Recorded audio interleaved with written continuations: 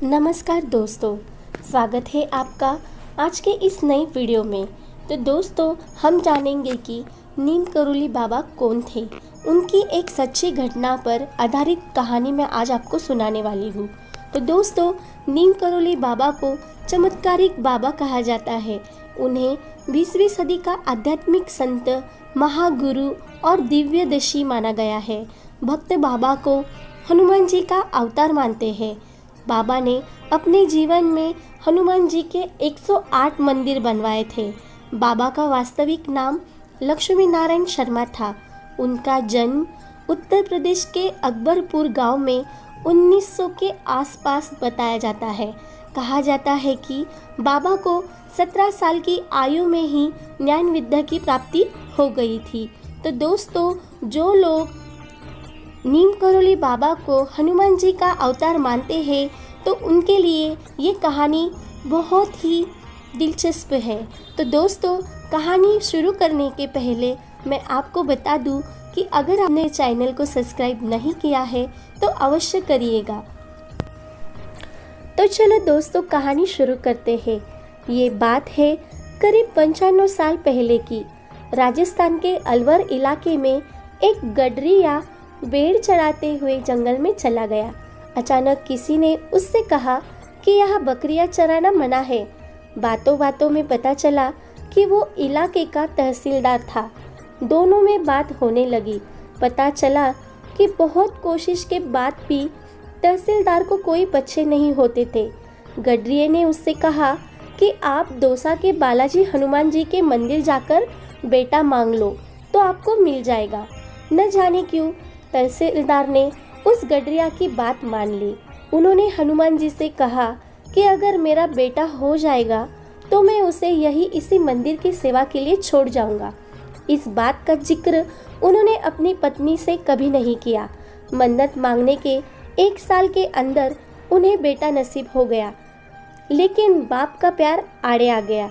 उन्होंने हनुमान जी से कहा कि मैं अपना वचन पूरा नहीं कर सकता, आपको ये ऋण मुझ पर रहेगा। वो बेटा बड़ा होने लगा, शिक्षा की उम्र तक आया तो पिताजी ने उसे हरिद्वार के एक बड़े विद्वान प्रभुदत्त ब्रह्मचारी के पास पढ़ने के लिए भेज दिया।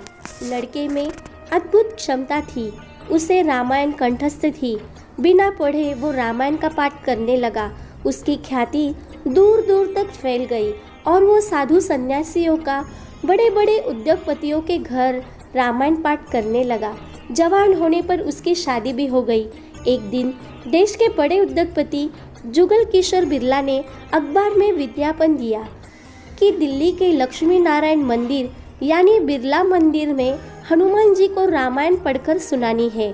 उसके लिए उस व्यक्ति का टेस्ट खुद बिरला जी लेंगे। तय तारीख पर नारायण स्वामी अपनी पत्नी के साथ बिरला निवास पहुंच गए। बहुत से और लोग भी बिरला जी को रामायण पढ़कर सुना रहे थे। जब नारायण बाबा का नंबर आया तो उन्होंने बिना रामायण हाथ में लिए पाठ शुरू कर दिया। बिरला जी के अनुग्रह पर नारायण ने हारमोनियम पर गाकर भी रामायण सुना दी। बिरला जी भाव विभोर हो गए।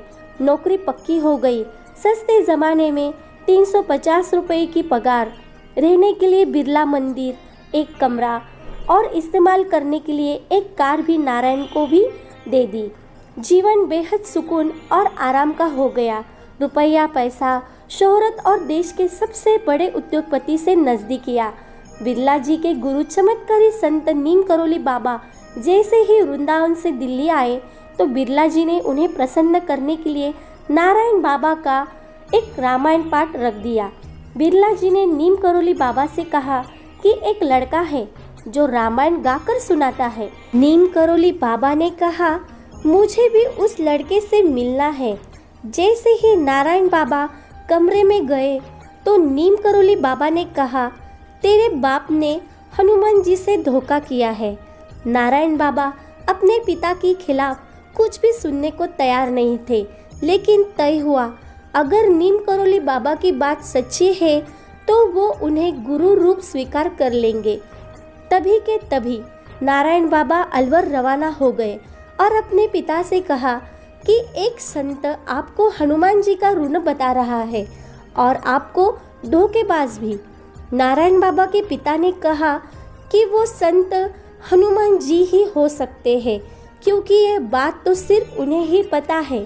पिता की बात सुनकर नारायण वापस बाबा के पास चले आए और नीम करोली बाबा को अपना गुरु स्वीकार कर लिया। नीम करोली बाबा ने आदेश दिया कि नारायण, तेरा जन्म हनुमान जी की सेवा करने के लिए हुआ है, इसीलिए छोड़ लाला की नौकरी। गुरु आदेश मिलते ही नारायण बाबा ने नौकरी छोड़ दी और दिल्ली के मेहरौली इलाके में एक जंगल में गुप्त मंदिर में आश्रय लिया। बिरला मंदिर से निकलकर सांप, भूतों और एक अनजाने जंगल में हनुमान जी की सेवा शुरू कर दी। नीम करोली बाबा ने आदेश दिया कि किसी से 1 रुपया नहीं लेना है और हर साल नवरात्रि में लोगों का भंडारा करना है। बड़ी ही अजीबोगरीब बात है कि 1 पैसा भी किसी से नहीं लेना है और हर साल हजारों लोगों को भी खाना खिलाना है। लेकिन गुरु ने जो कह दिया वो पत्थर पर लकीर है। बिना सोच के उन्होंने अपना काम शुरू कर दिया। नीम करोली बाबा ने बिरला से कहकर नारायण बाबा की पत्नी को घर चलाने के लिए हर महीने पैसे दिलवा दिए, लेकिन नारायण बाबा को पैसे देने से दूर रखा।